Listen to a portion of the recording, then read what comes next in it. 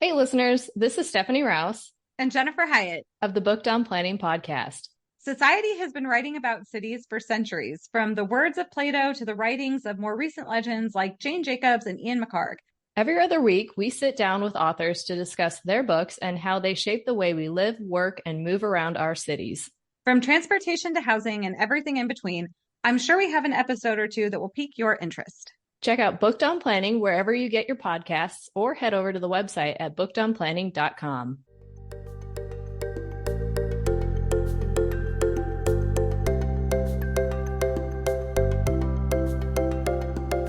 Hello, and welcome to another episode of the APA podcast. I'm Jason Jordan, APA's Principal for Public Affairs. As part of APA's ongoing work focusing on how planning and zoning reform are tackling the nation's housing crisis, I'm so pleased today to welcome a dynamic duo from Burlington, Vermont, former Mayor Miro Weinberger and former Planning Director Meagan Tuttle. These two work together to provide the political leadership and the critical insights needed for Burlington to enact one of the nation's most important and far-reaching reforms aimed at increasing housing supply. We're going to explore what they did, how they did it, and the vital partnership between planners and elected leaders necessary to make it all happen. Cities and towns across the nation are in a period of dramatic change and experimentation with modernizing their regulatory approaches to housing. And this conversation will give us insights into the success story of Burlington. Let's jump right in. So earlier this year, Burlington adopted your neighborhood code proposal. This has received national praise and attention. Why don't we start with what changes you made and what impact you think those will have on housing in the city? And maybe just as importantly, how did you get there? Well, thank you, Jason, for having us. It's really exciting to be here talking with you about the work that we did in Burlington. I can lead us off with talking about what the neighborhood code is. And I think one of the things that's really important to note, especially as you set the frame for the context of what's happening nationally, is to speak to kind of what the neighborhood code wasn't for Burlington. I know there's been a lot of conversation about cities, ending eras of single family only zoning in residential neighborhoods. And one of the things that I think is a really strong foundation for Burlington's work is that except for a brief period in the mid-90s, Burlington is theoretically always at least allowed duplexes and other small housing like ADUs in all of its residential zoning districts. So for us, this wasn't about eliminating neighborhoods where only single family homes had been built, but rather, or where only single family homes had been allowed, I should say. But rather thinking about how we could build on that legacy and the sort of history of the city's zoning to help support more neighborhood housing solutions and help the neighborhoods and residential areas of the city kind of contribute its part to the broader housing supply goals that we had and had been pursuing as a city for nearly a decade.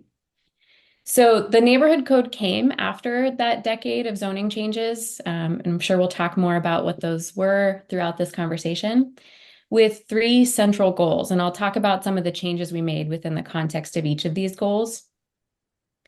The first goal was about re-legalizing housing types that had become illegal or had been functionally prohibited due to changing our zoning laws over time.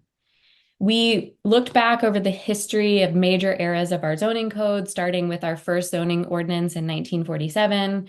We looked at current patterns of nonconformities. We analyzed where the housing types that our code theoretically allowed could actually be built. And we found that our low density zones were the only zones in the city where we required a minimum lot size. But we knew that half of the lots had been developed prior to our first zoning code and were already smaller than that minimum lot size that we had set out way back at the beginning of zoning in the city. Similarly, we found that there was a mismatch between these small lots and our density limits, our dwelling units per acre limits, such that even though duplexes were theoretically allowed everywhere in the city, about 40% of our existing lots couldn't actually accommodate one. So these two issues in particular were incredibly prevalent in the older core neighborhoods of the city, where a lot of the duplexes and small apartment buildings had actually been built, going back to our city's founding. We found that some of our most desired historic neighborhoods were completely non-conforming due to the ways that our zoning had evolved over time. So we wanted to re-legalize these housing types that were sort of central to the core of the city.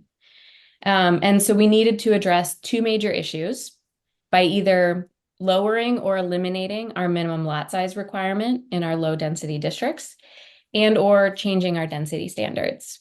And in the end, the neighborhood code did away with both of those standards. Our second major goal was to enable more neighborhood scale housing choices in all areas of the city. We knew that in eliminating minimum lot sizes and density standards, we needed to pair that with some other context-sensitive tools for how new residential infill would fit in these neighborhoods. When we first started working on the neighborhood code, we had a lot of discussions about whether this would be a sort of form code light or whether it was something else. And ended up taking a sort of light touch, focus on more on the sort of scale of buildings in residential areas rather than the number of homes within those buildings. We knew that things like setbacks, lot cover, and density together had been proxies for scale, but these were calibrated in a way in Burlington that weren't necessarily successful at helping us get those sort of mid-scale buildings in neighborhoods. So we replaced those minimum lot size and density limits with building footprint limits. We allowed up to 2 buildings per lot, and we set a maximum number of units that were allowed in each building. We worked with a really skilled team of planners and architects that helped us test through this and guide what those building sizes should be, given the characteristics of the city's neighborhoods. And we did talk pretty extensively about whether we should have other form standards, like roof standards that would help with massing. But our first pass work didn't include those. We also knew that the sort of pattern of lots in the city included a lot of narrow but deep lots. So we knew we needed to tackle things like rear setbacks. We adopted new shallower rear setbacks that helped us balance, preservation of yards with enabling building in those backyards. And we also knew that historic preservation was a really important element. So we wanted to make sure that in enabling multiple homes within a building, it wasn't necessarily guaranteed that meant that there would be the replacement or conversion of existing homes. So that was a key part of allowing a second building on a lot, was to give flexibility for how new homes could be added within existing neighborhood contexts. I think the other thing that's worth saying here is that we had already eliminated minimum parking requirements citywide. So we did not need to tackle parking, the big challenge of parking directly within the neighborhood code, but we did make some tweaks to allow parking right along a side setback so that there was more flexibility for how a site could come together if parking is provided. And then our third major goal for the neighborhood code was to enable greater residential density and neighborhood supported mixed use along our major transportation corridors. Historically, there were a handful of streets that connected neighborhoods to our downtown core that had large stretches of low density zoning along them. These are corridors that accommodate our highest frequency bus routes and our bike infrastructure. So we created a new district that allows small multi-story mixed use buildings and neighborhood commercial uses like cafes, convenience stores, things like that. Jason, I'll speak for a moment to the part of your question that's how did we get there? How did we get this done? Let me echo Megan's point. I'm excited to be here with you in this discussion. Really excited about what the APA is doing to try to accelerate housing nationwide, and excited to share the Burlington experience. You've just gotten a sense for one of the reasons we were successful is we had an outstanding planning director who had incredible command of this topic and the details of it and clarity about how to pursue it. I would say there are 3 other big elements. One, And Meagan kind of alluded to this. We had been at this a long time. This was the work on the neighborhood code took place in my fourth 3-year term, and housing had been a major focus from the day I got elected. We called for the neighborhood code to be created as part of our third housing action plan, having completed the other elements of the housing of the plans that were prior to that. Some of those prior plans really led directly into the neighborhood code, and we had been patient and careful about not bringing forward the really comprehensive neighborhood code until we had done several of these. Like Meagan mentioned, there was the parking reform. We also had gone through a comprehensive ADU reform, which had been an extended process. The second major element, I would say, is we had a very strong political coalition that we had built over that decade to support housing. It was a coalition that included everyone from transportation advocates to elderly advocates like AARP. AARP was an incredible partner to us throughout this. It included the business community, as you would expect, but it also included elements of the environmental community and nonprofit housers. There was a huge addition to this coalition right at the end as well. I'll come back to that in a moment. The third major element of this is we had a deadline, but we set at the end of 2021 the goal of getting this passed by the spring of 2024. I had a pretty good sense at the time we created this deadline that this was likely to be the end of my time as mayor, as has turned out. I served 12 years and have since moved on. It also turned out to be the end of Meagan's time in the city. So we really had this sense that we need to get this done or we were going to miss the window to do it. And I think that can be very motivating to have that kind of focus.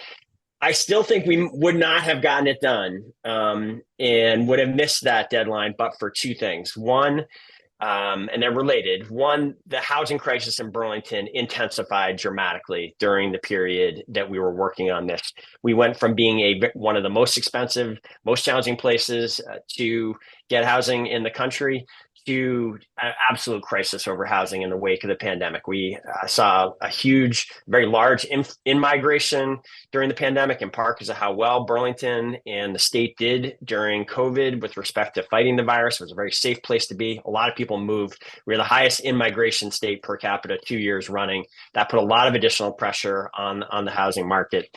And we saw some very visible effects of that, such as suddenly a huge increase in the amount of unsheltered homelessness that the state was seeing throughout the period that we were finalizing the neighborhood code. The second big thing, which I do think kind of comes from that crisis, is over the last couple of years of this, a YIMBY group came together, and Burlington was called VPOP, Vermonters for People-Oriented Places.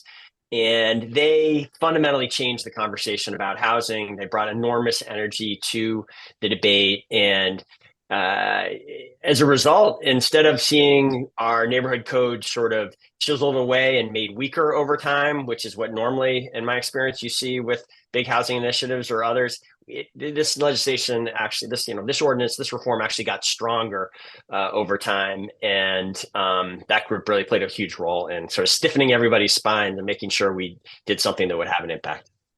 Well, Mr. Mayor, let me stick with you for a second and just pick up on one of the threads that you just talked about, which is this didn't happen overnight. And you had been at this for, more than a decade as mayor. I'm curious, what led you to put housing at the center of your agenda and your tenure as mayor? I mean, many places are just now beginning to grapple with the impact of the housing crisis. You guys, we're making these reforms and doing the housing action plan and laying this foundation for a while. How'd that happen? So, Jason, I'd say the answer to that it goes back in large part to the experience I had before I was mayor. Really, even going back to childhood, I grew up in a home with a dad as an architect. We talked about buildings and development all the time.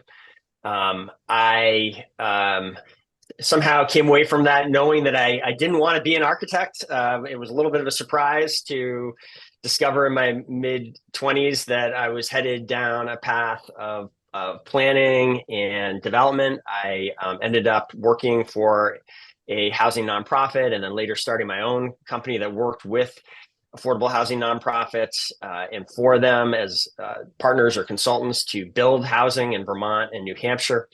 And so I'd had a 15-year career in housing before I was elected. And I was elected in 2012 and had a lot to learn on the job. But one of the things I knew from day one is that one of the big impacts, one of the things that was very much needed, and one of the things that I could do in that role was to make it easier to build housing in Burlington. I had tried to build one housing project in Burlington during my development career, and it was a harrowing experience.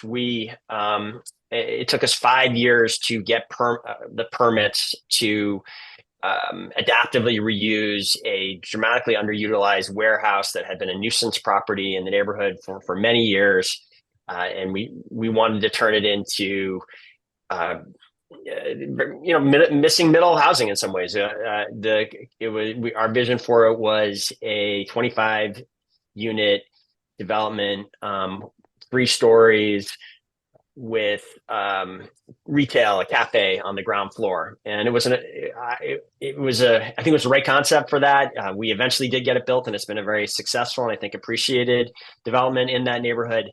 There was enormous resistance to it from a few people. They were able to, through Vermont's and Burlington's land use regulations, they were able to throw sand in the gears, really slow the development of this down, despite the fact that it was wanted by the community and elected officials. And by slowing it down for 5 years, they took us out of a housing boom into a very difficult period to build housing. We got the permits on July 1st, 2008, which was just as the entire Great Recession was descending on the country. And it was about the worst day in 100 years to get a housing permit. It took us another 5 years to get it built. So, it was really clear to me that if we had a system where it was going to take 10 years, a decade to build housing, that we had a real problem. And I looked around and it was clear to me it wasn't just us who had difficulty building housing. All sorts of projects had been essentially vetoed by 1 or 2 neighbors. And I knew that was something we needed to change, and set about trying to change it really as soon as I came into office. So you both mentioned some of the foundational elements that led to the neighborhood code. You talked about ADUs. You talked about the legacy of reforms in the city.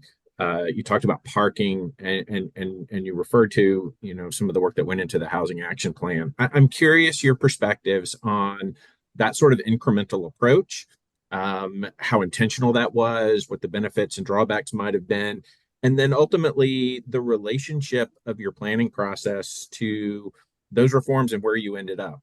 Sounds like a sort of carefully orchestrated, pathway to some of these reforms. How did those early steps come into play? So I'll kick that one off. And maybe just to finish my last point too. Not only did I come into office with that conviction that we needed to make housing supply a real focus of the administration. That sense really only grew stronger over time as the pressures that I mentioned, really intensified and grew.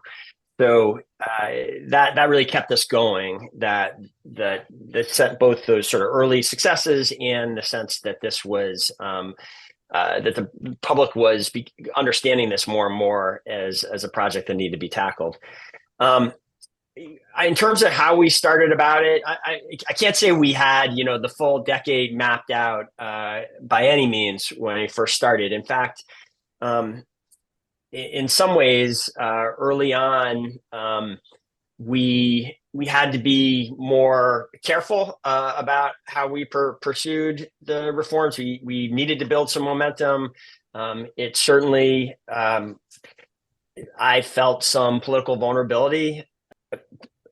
So basically, my early re-election campaigns, the opposition essentially went right at this agenda, and they called me a developer mayor, and they tried to make that weakness. Over time, it became more and more of a strength. I would say, so we had to be strategic. We had to be careful about what we took on, and some of the earliest reforms there, we started with what are the most sort of almost sort of wackiest or the most bizarre elements of the Burlington ordinance that we could address. We had something when I first took office that was a very unique regulation that basically said there would be no housing that could get built in the downtown unless 50% of the project was commercial. That's sort of where we started, is taking on that.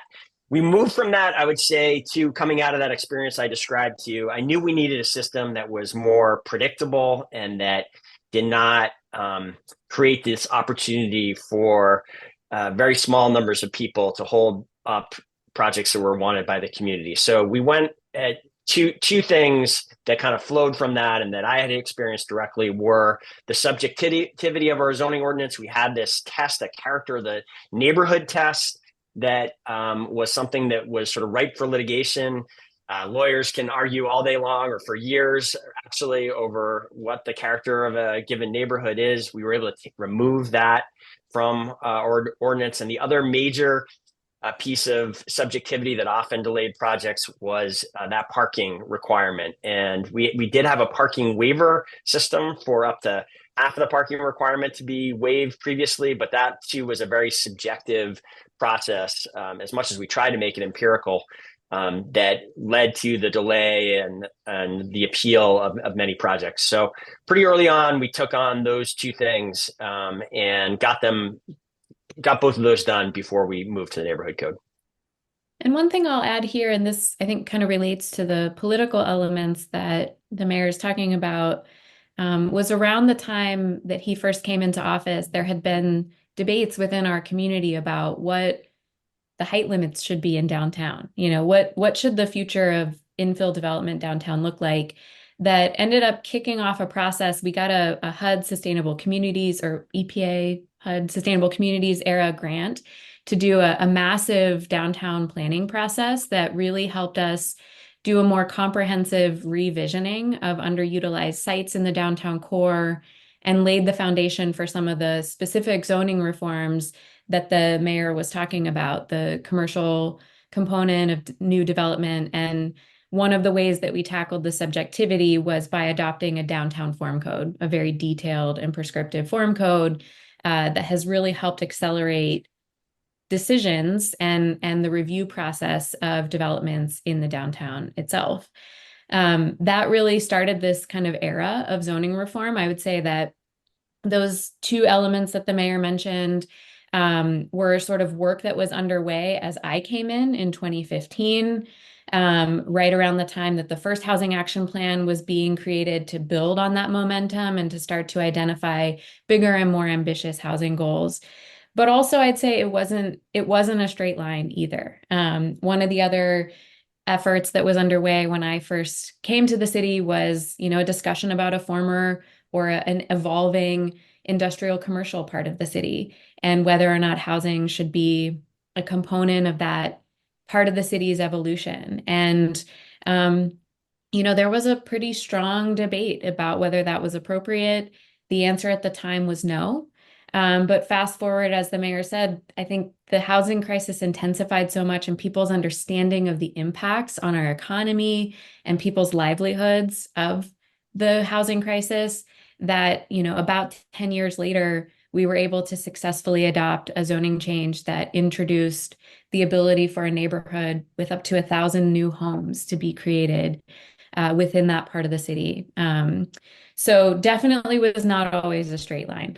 I guess to sum all that up, to try to boil them down to actionable concepts that others could use, I would say make a plan, having, and I don't mean plan in just the sort of planner sense of it, but a political plan, a list of actions that you want to get done over a certain period of time. There's power in doing that. Get some early wins that can be so important internally and externally to actually achieving some things. And I think grows the strength and the belief in the group that you can get more done. And I think choosing carefully those wins in a way that will have an impact based on what the kind of particular circumstances are in your community. And I would say it probably doesn't make sense to start with the neighborhood code or something equivalent to it. I think that is, in many ways, the most volatile politics around these beloved neighborhoods, and it's not where we started for good reason. I think that was validated, that decision. And there are a lot of related, one quick point. There are a lot of related planning challenges that naturally emerge when you start talking about changing zoning for residential areas, beyond the beloved politics. I mean, real things like, what do we do about the balance of housing and short-term rentals? What do we do with parking? We had those conversations years prior as separate and standalone conversations.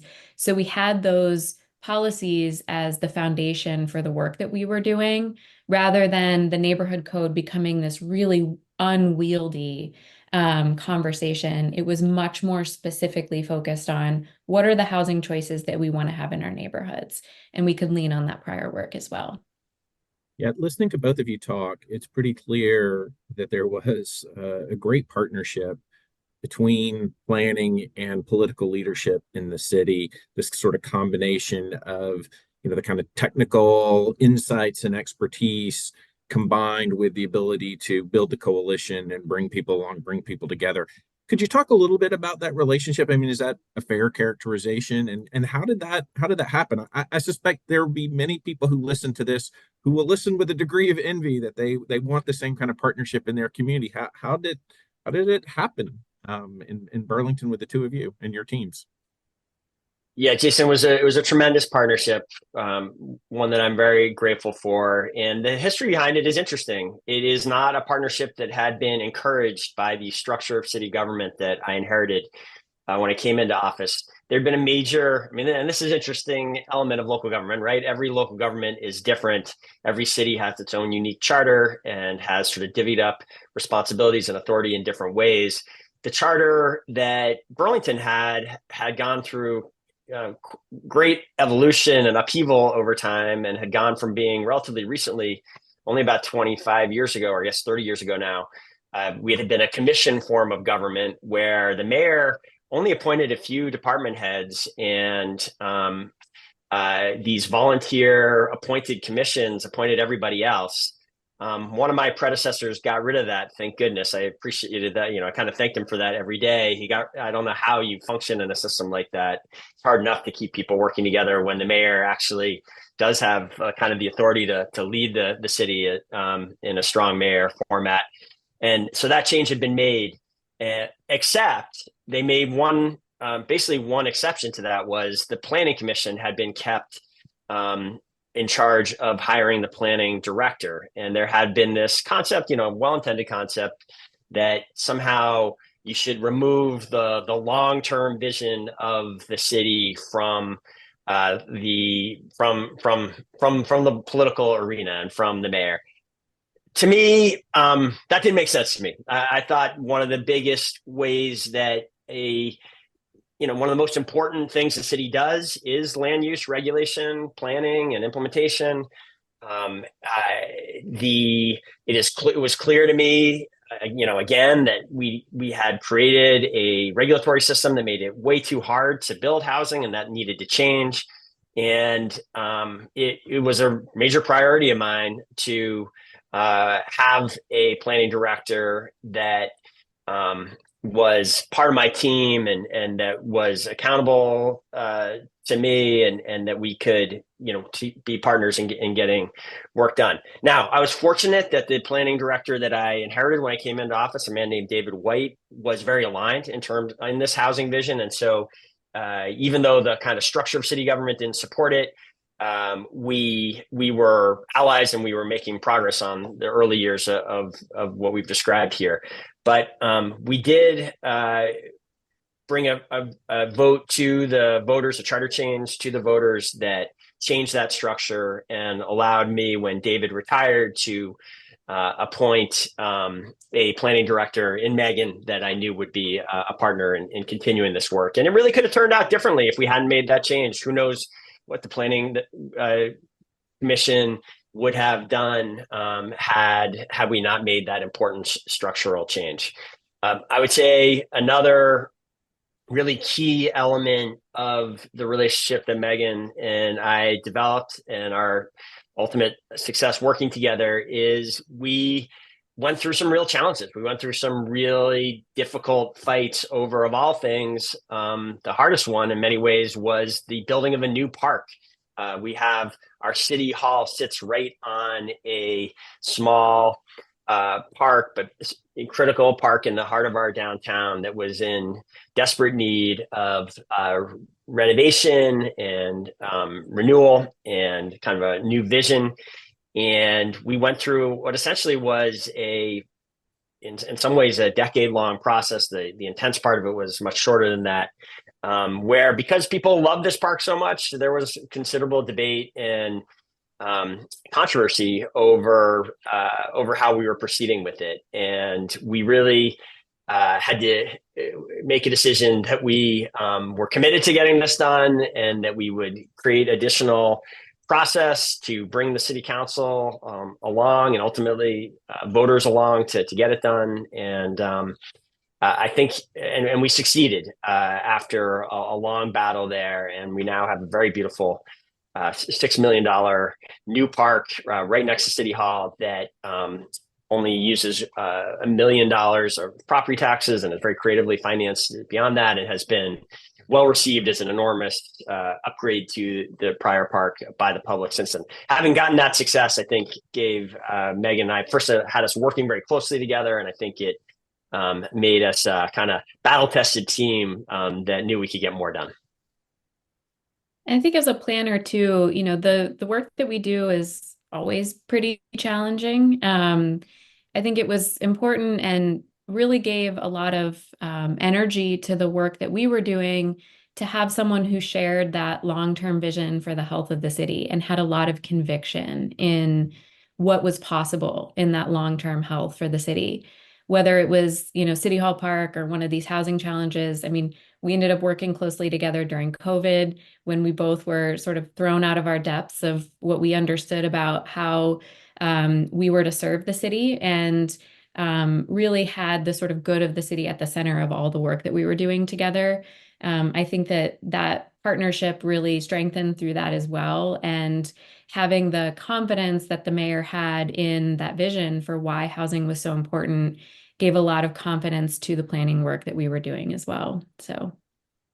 Absolutely. Yeah, that alludes to another structural change we made, which I think is an interesting one, and maybe other cities might want to think about, is I always wanted us to be a very data and evidence-based administration. And we created during my decade a statistics, basically a data collection and analytics small department of really two analysts, and that previously had that team had been in another department, but coming out of the pandemic and after the departure of the person who had previously been chief innovation officer, we put that stat function in the planning department and sort of broadened the definition of planning to include that collection of data and analyzing it. And that had Meagan and I working together in a new way. And I guess one just last point on this that I think really guided me through all of this, and I think is an important principle. I actually have a planning degree. I got a urban planning and planning degree from the Kennedy School. And one of the main lessons from that degree was that planning in America is often a fairly futile effort, that so many of the plans that have been crafted over time essentially end up just collecting dust on shelves. And from the start, I knew we didn't want to do that type of planning. We wanted planning that was tied to action. And again, that observation, that lesson that I had learned really drove my sense that we've got it wrong here, not tying planning to the politics. The planning department absolutely should report to and be part of the mayor's team, and that's a big part of why we pursued that change.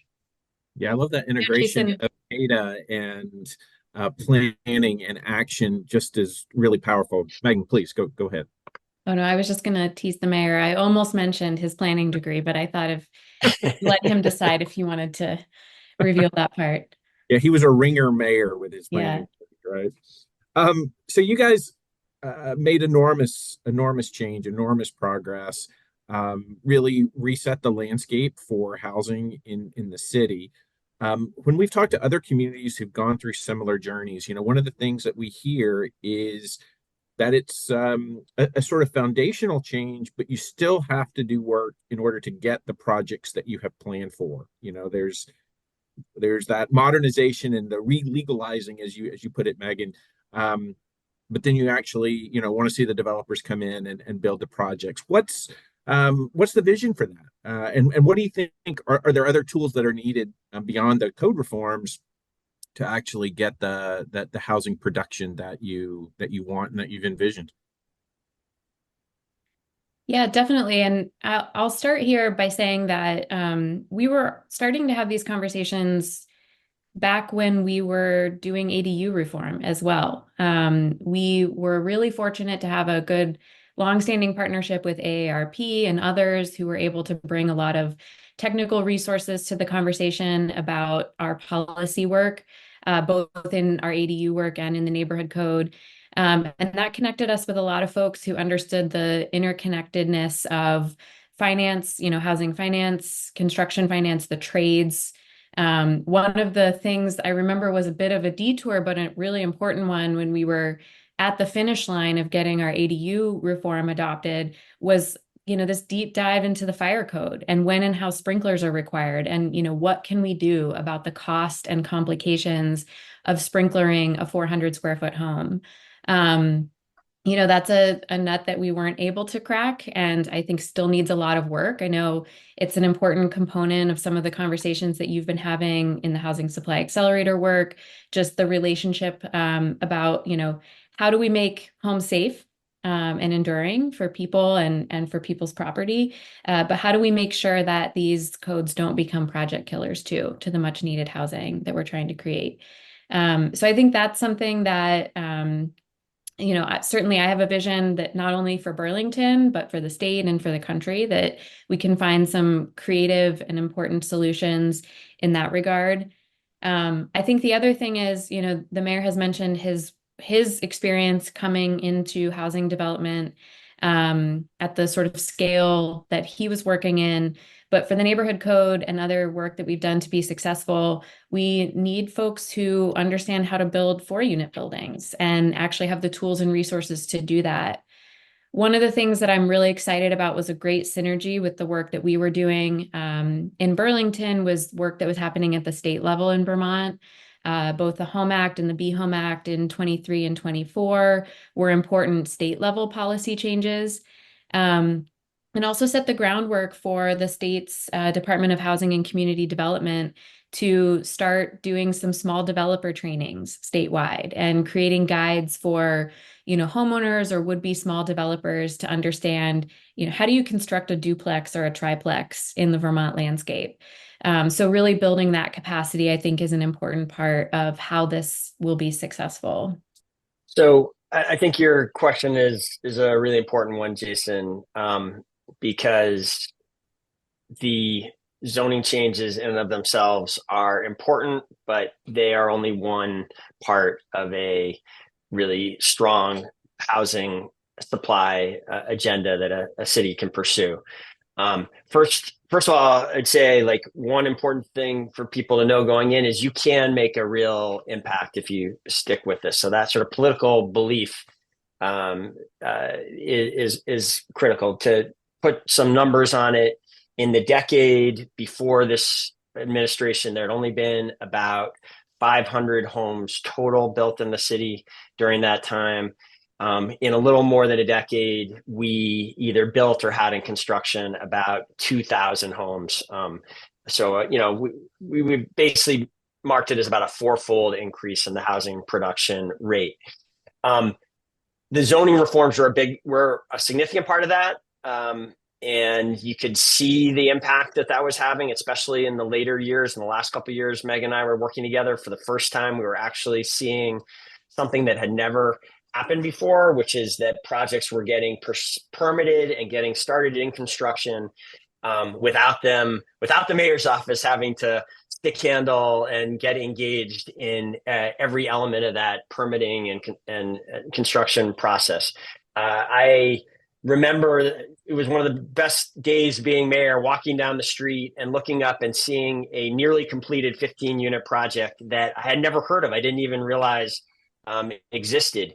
And to me, that was a sign that we had really moved this system so that projects could get that. It really was a sign that the system was working the way it should, that we were clear about what kind of projects we wanted and we didn't want, and that you didn't need enormous sort of political organizing effort to get any one project built.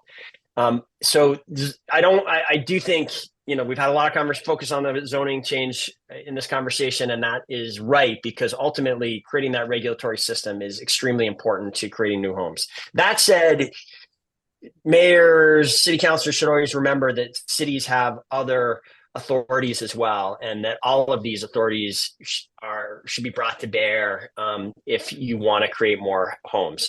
And a big one is basically the city as a landowner and a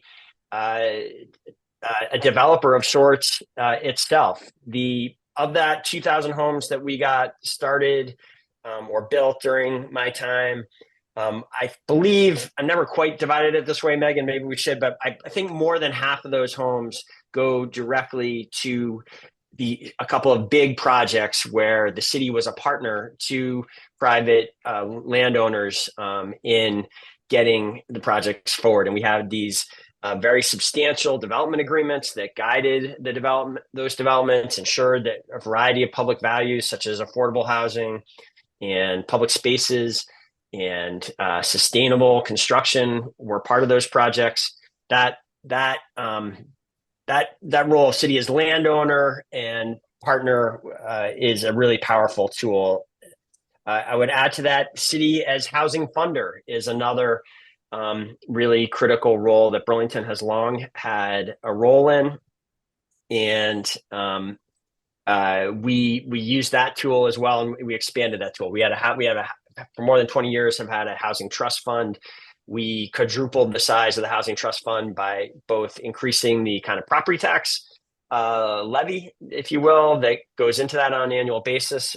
But also, interestingly, I thought we put a very large tax on short-term rentals, and that has become probably the largest now funding source on an annual basis of revenue into the housing trust fund.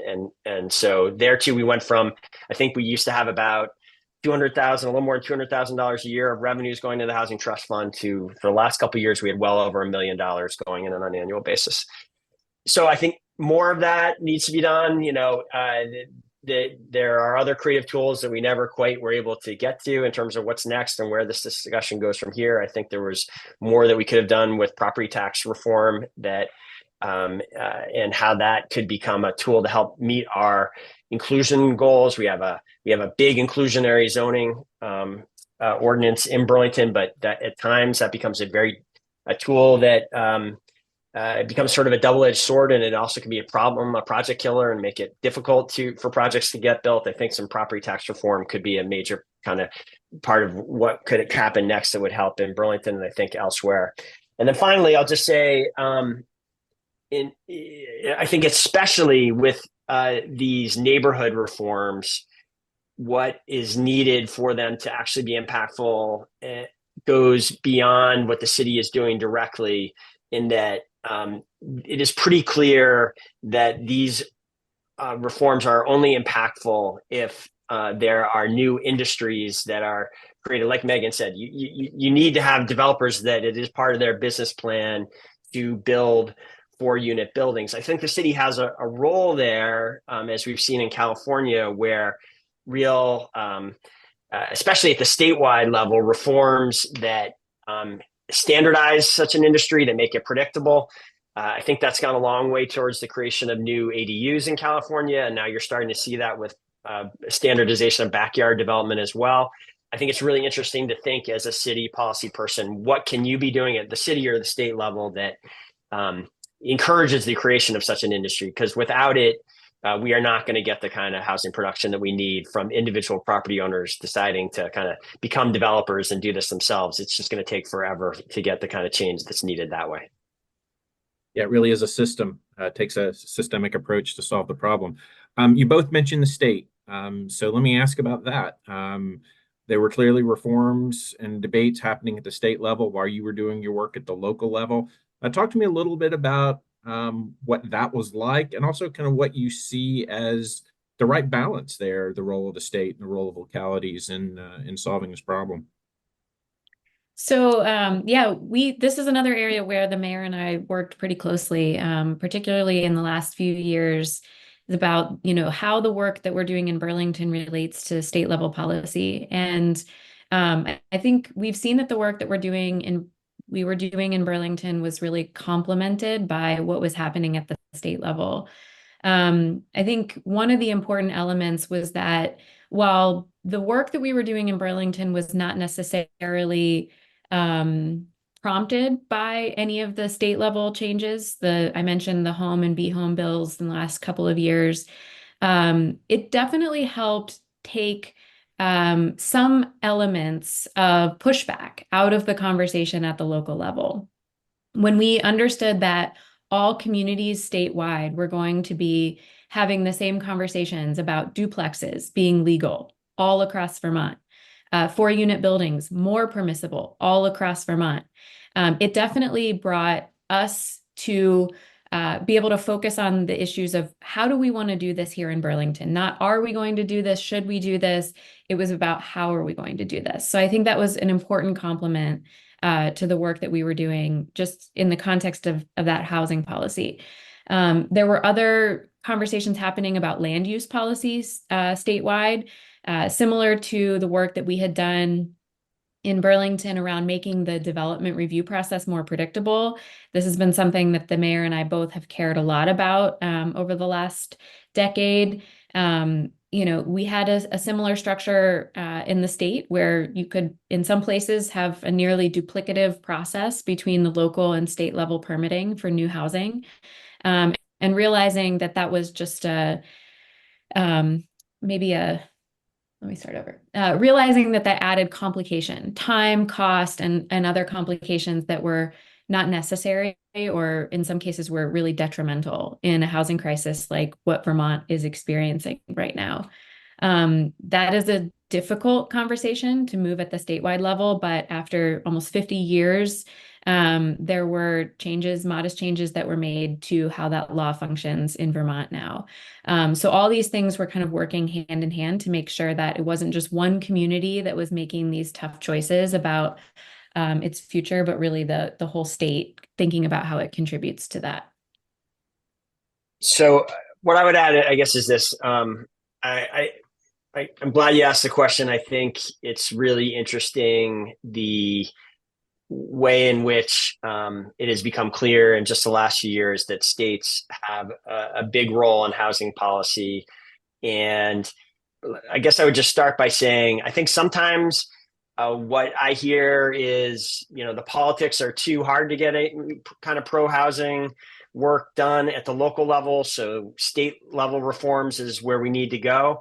I hope when people hear about the Burlington story, that kind of belies that belief. I mean, the development politics were as tough in Burlington 12 years ago as they were anywhere in the country. There was as much ambivalence and concern about pro-housing reforms here, and yet with sustained effort, we were able to really move the needle. You can do pro-housing reforms with local effort. It doesn't require the state to mandate it for for you to move in the right direction. That said, the state has a huge role in housing policy, and I say that in part, obviously the state has a land use role, and states that are acting on that are making a difference. The state sets the whole judicial regulatory framework as well.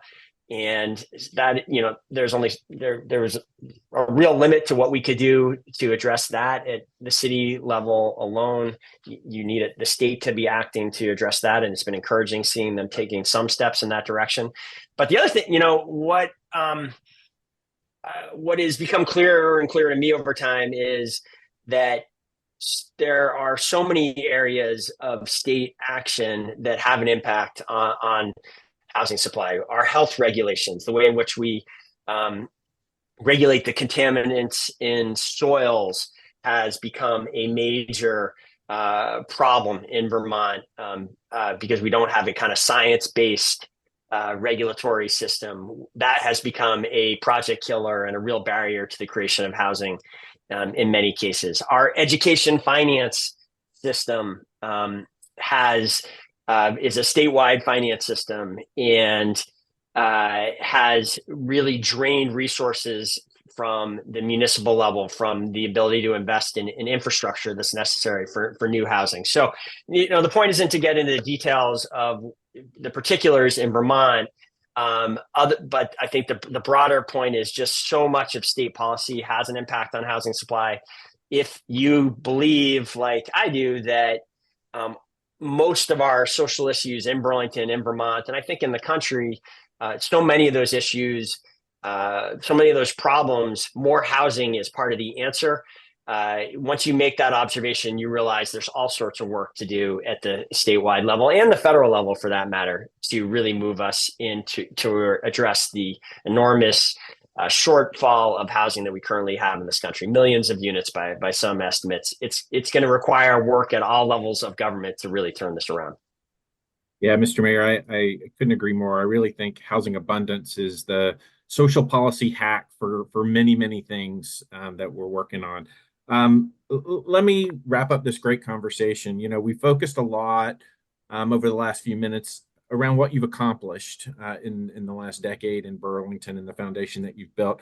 I'd just like to close by asking you both to look ahead.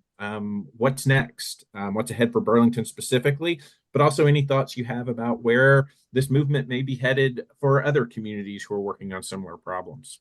Where are we headed, guys? Well, I'll say we're headed for more important conversations. I definitely feel like we've talked about the many things that we've been successful in helping advance in Burlington, and there are many more issues for us, for Burlington, for all communities to tackle as well.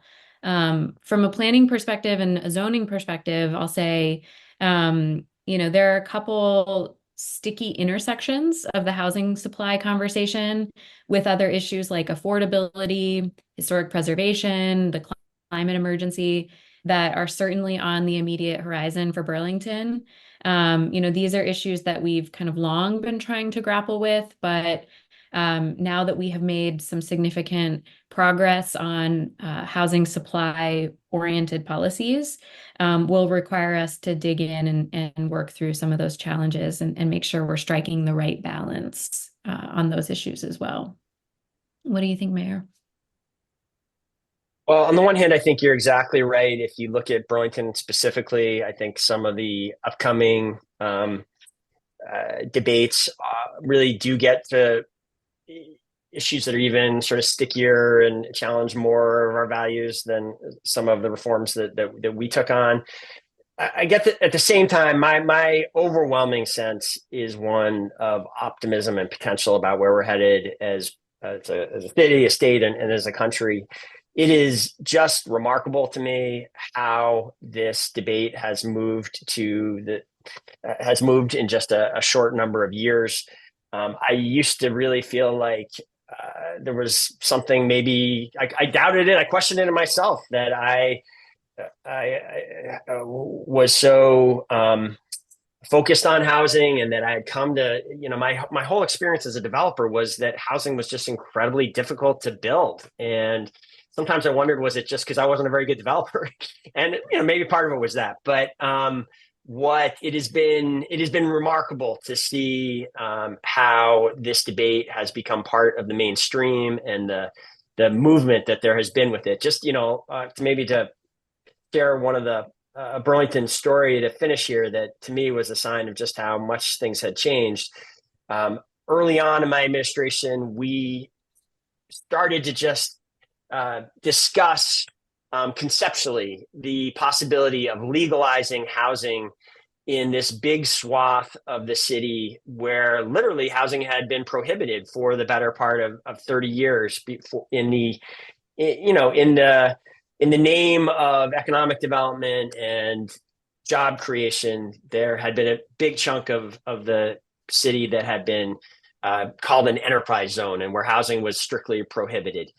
And, there were some very modest successes from that early in the early years of this policy. But over time, it had become clearer and clearer that this policy was failing. About a big chunk of this zone had become a surface parking lot because there was nothing that was economically viable that could be used with this land.